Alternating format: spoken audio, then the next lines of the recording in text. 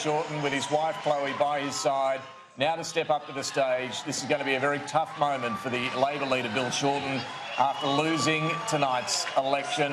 Let's have a listen to what he has to say. Friends,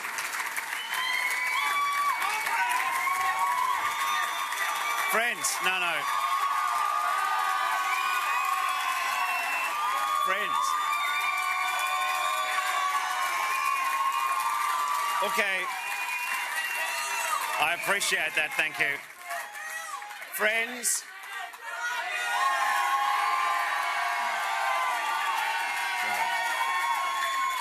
Okay. I'm really grateful for that, but I was going to say, but in the light of your reaction, I'm not sure it's quite as apt, but I want to say beyond this room to Australians who supported Labor, I know that you're all hurting, and I am too. And without wanting to hold out any false hope,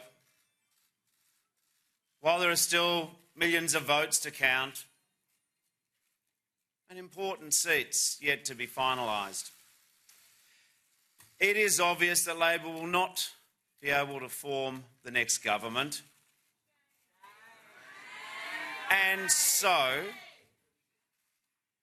in the national interest, a short while ago,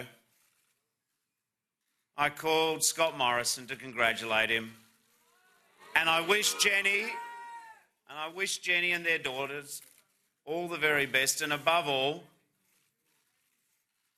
I wish Scott Morrison good fortune and good courage in the service of our great nation. The national interest required no less. This has been a tough campaign, toxic at times. But now that the contest is over, all of us have a responsibility to respect the result, respect the wishes of the Australian people, and to bring our nation together. However, that task will be one for the next leader of the Labor Party, because whilst I intend to continue to serve as the member for Maribyrnong, I will not be a candidate in the next Labor leadership ballot. Along with my family, my precious family, the Labor Party and the trade union movement, it's my life. To be able to have served as leader of the Labor Party for 5.5 years is a greater honour than anyone who in my family before me or even I could have dreamed of when I joined the local branch 35 years ago.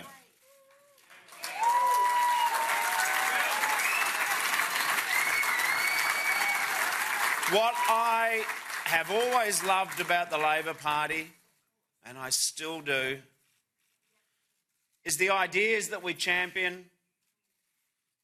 It's the people we empower, the people who count upon us, the people who need good, strong, reforming Labor governments. Gee, I wish we could have formed a government for these Australians on this evening. I wish we could have won for the true believers, for our brothers and sisters in the mighty trade union movement. I wish we could have done it for Bob. But it was not to be. Labor's next victory will belong to our next leader, and I'm confident that victory will come at the next election. Friends, the test even beyond victory, which I set myself in the lead up to this election,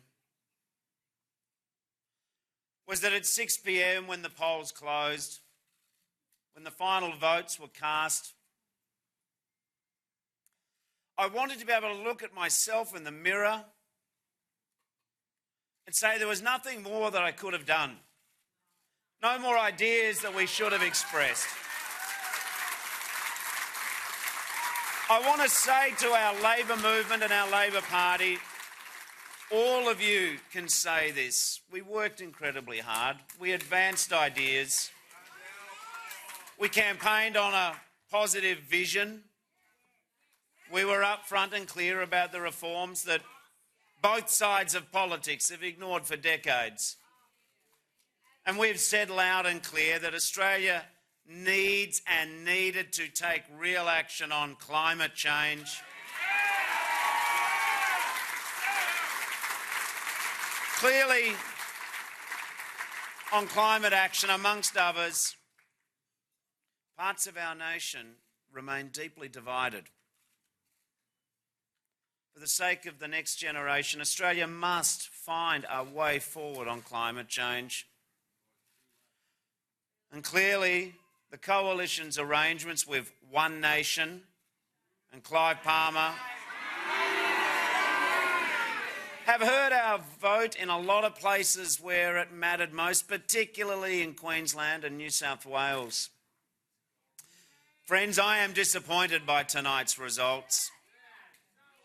But I am not disappointed for me.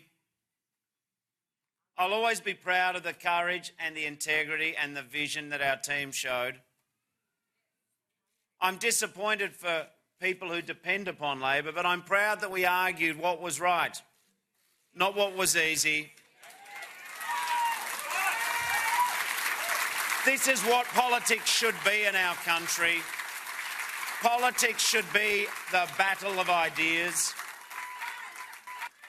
And I say to all of you here, and all of those tens of thousands of people, the volunteers, the candidates, that you leave here tonight with your head held up.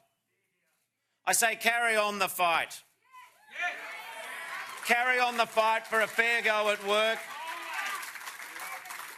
for the equal treatment of women in their march to a proper treatment in this country.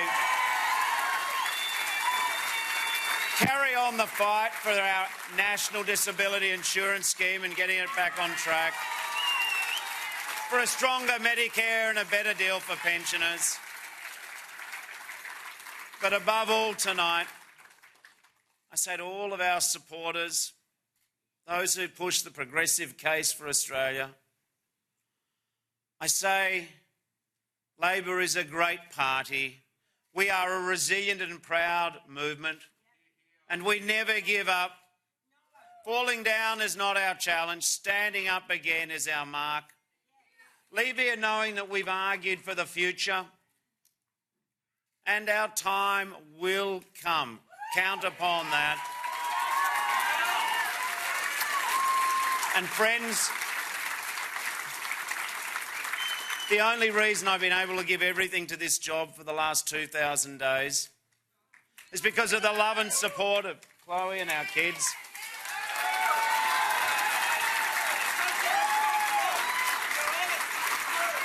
I'm not unique. Everyone in public life is only here because of the patience and love of our families. But to Chloe, Rupert, Gigi and Clementine, you've put up with so much.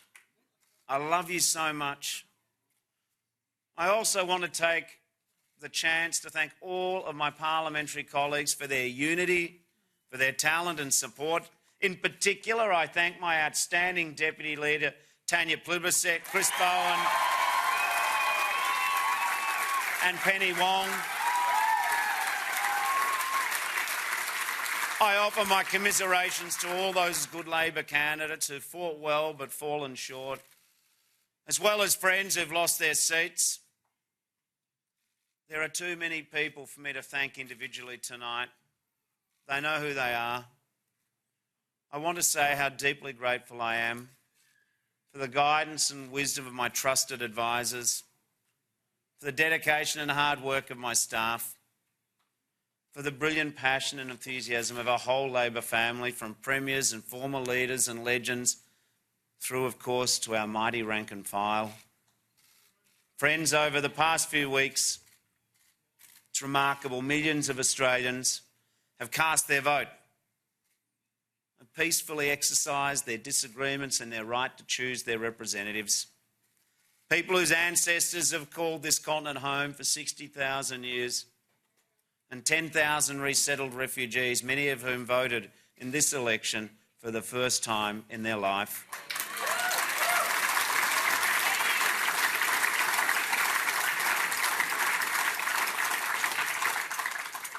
To offer yourself as a leader of such a great country, to seek to serve such generous and courageous people, it is an extraordinary honour.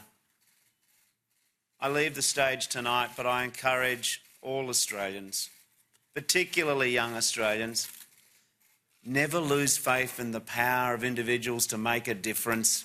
Never give up. Never give up aiming for better.